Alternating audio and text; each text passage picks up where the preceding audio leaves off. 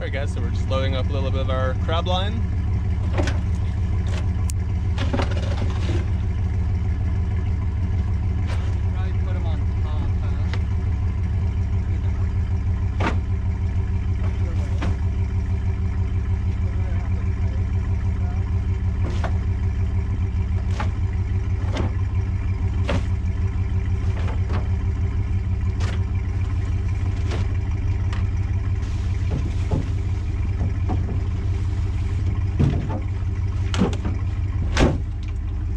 Alright guys, so we'll haul this gear down the boat and get working.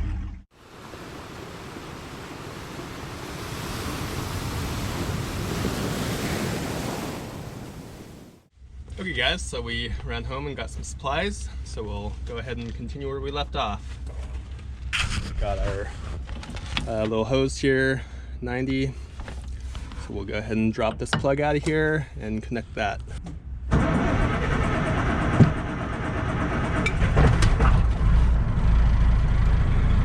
That's just preheat the engine. Yeah. Trying not to make a mess. I don't think there's too much in here, but there actually probably is.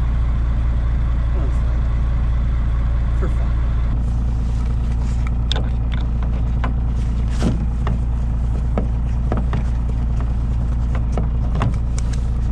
Okay, go ahead.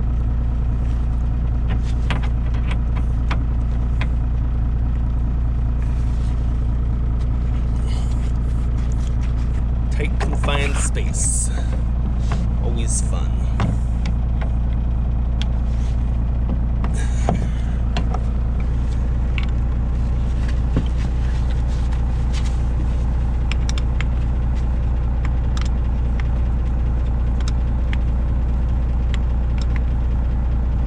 Backside of this, and then double check the other one, and I think we're good.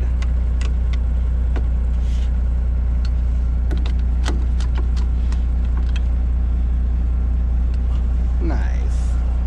Okay, drop the bottom of this in.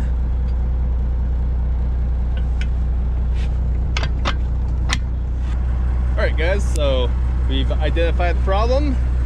The sleeve needs to go up. I guess it just registered off one bolt, so we're a little bit low here. As you can see, the hoses are really tight and be impossible to get that one on the back port there. So we'll go ahead and bring that collar up and continue.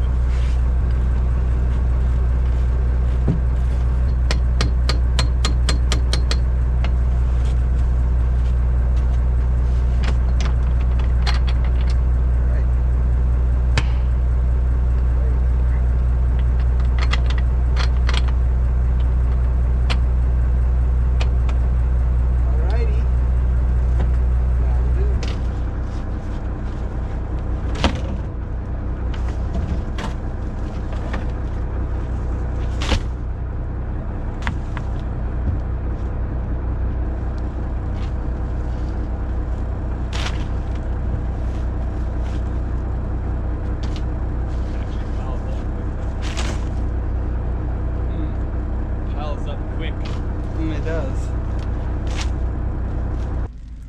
All right, we're gonna grab our survival suits, bring them home, open them up, check them out, make sure they're all in good working order, wax the zippers, replace the batteries on the Firefly strobe lights, and make sure they're all cleaned up and ready to go for the season.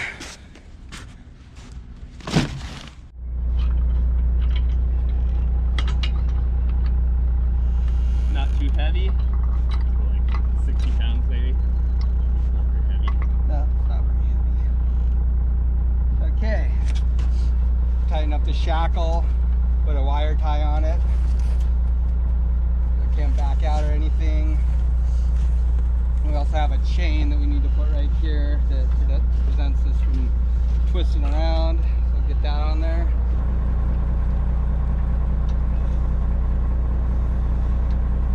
Through that one or the other one? You must go through this closer one, huh? There are some scratches in there.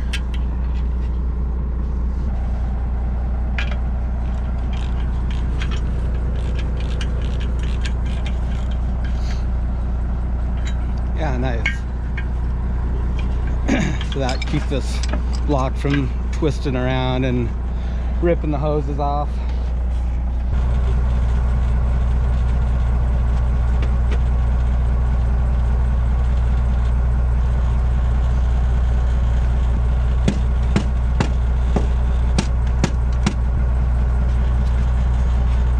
Alright guys, so we're just pretty much just stealing these those 45s there and sticking them on this one. They'll make the hoses flow nicely, and we're taking these 90s and sticking them on this one for the same reason. These hoses will come in straight right there. All right, cool.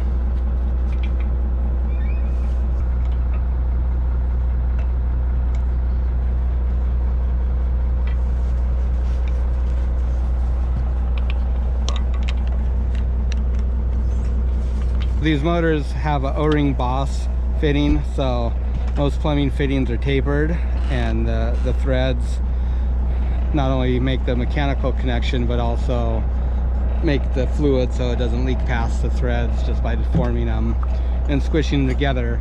But a boss fitting has a straight thread with an O-ring, and that the O-ring compresses against this flat face right there. Got a small O-ring right here that compresses, and that creates a seal and prevents the fluid from leaking. Anytime you have a 90 or a 45, you'll have a small lock nut right here, so you twist it in as far as you can, or to get the correct positioning that you want, and then you come down with this lock nut, and that will compress the O-ring against the flange of your motor, and you tighten it up good, and that creates your seal.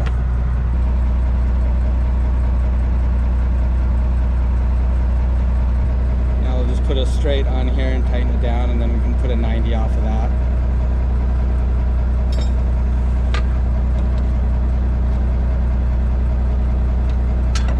Because of the proximity of these two ports to each other, you can't get two 90s on there unless one's a long 90. You can put a short 90 and a long 90, but not too shorts.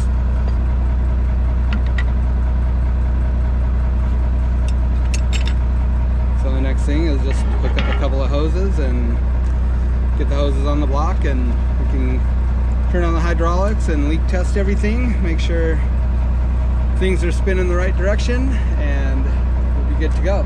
Yeah.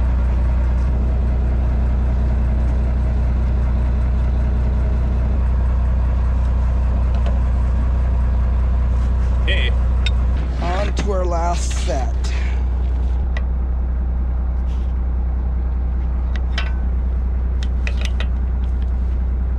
Okay, snug those up a little bit.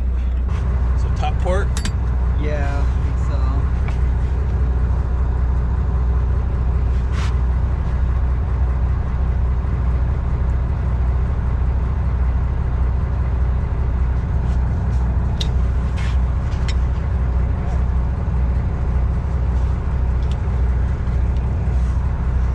Alright guys, so I think that's everything.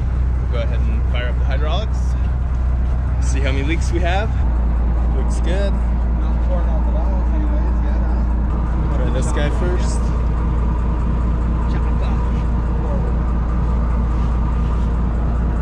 Bait chopper here. As you can see, it just rotates like so. You throw your bait block in and it just takes little scoops out. I think Dad kind of explained it there yesterday.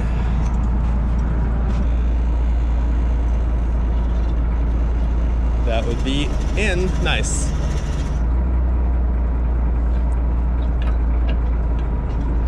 Smooth motion, yeah?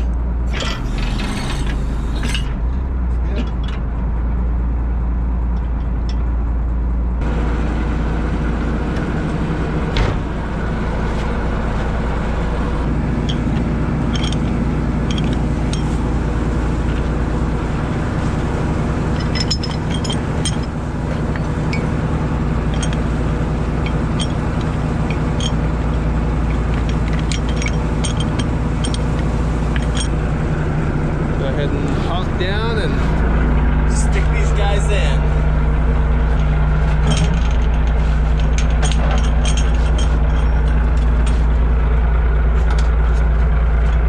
It just mates up with that side of the flange right there, and simply spinning it on. Easy. All right, guys. Go ahead and do that with the other side, and carry on after that. So now that these are in, we'll load all our line up forward for our journey to the fishing grounds. It keeps all that stuff off the deck, all that clutter, keeps the weight down low, and give us a better ride going down. And if it happens to snow or get icy or anything, that stuff will be nice and dry.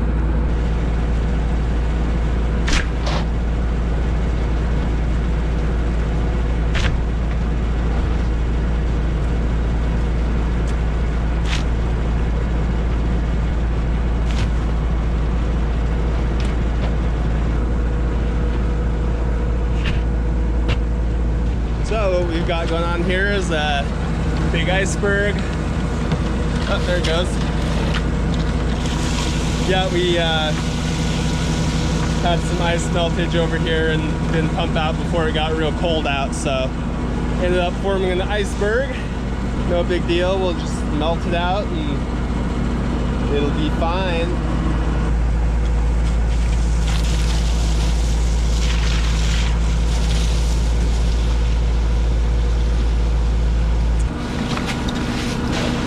Got it.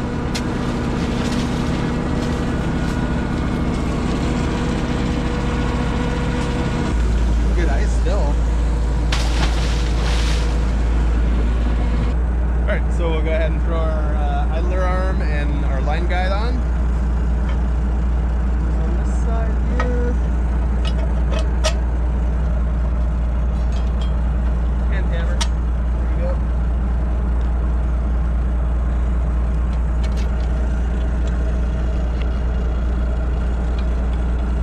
Make sure to drop the parts Yep. in the snow. Is that right? Not right. I know that you. Oh, wrong hole. I'm like, what? There we go. Now we're getting it.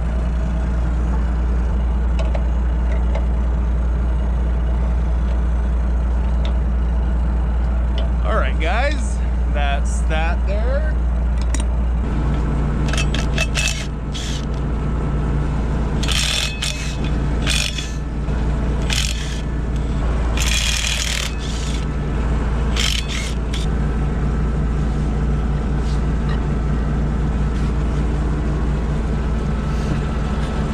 So take out one of these, then we'll have to adjust this peeler. The peeler just does exactly what it sounds like. It peels the line back out of here because the line will get buried inside these shivs real tight. So when it hits this peeler, it'll shoot back down. There it goes already. I don't know which one comes out, do you? This one. Yeah, it's always this one. Well, that makes it easy. Yep.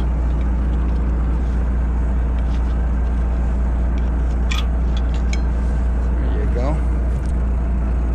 Just playing never sees when you're doing brass attachments. Notorious for galling. Yeah, brass or aluminum, it gets on the threads there and you lock that stainless bolt up in a heartbeat. Alrighty.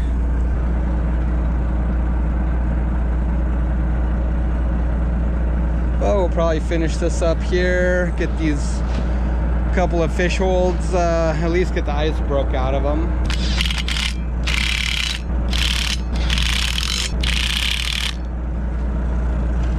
Looks like your peeler needs to come in some still. Hair more on the top.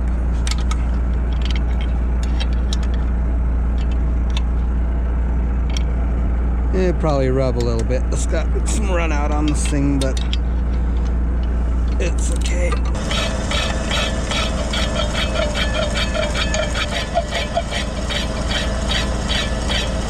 the most part, you can't hear it when the line's in it because it spreads it out. Good,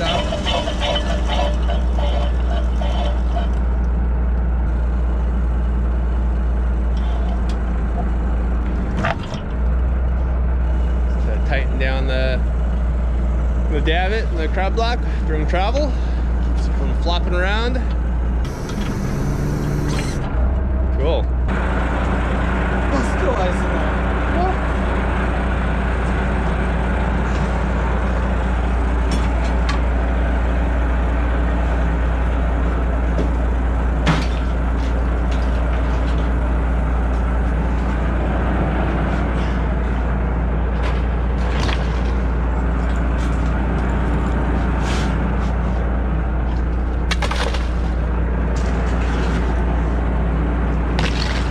Good. You want to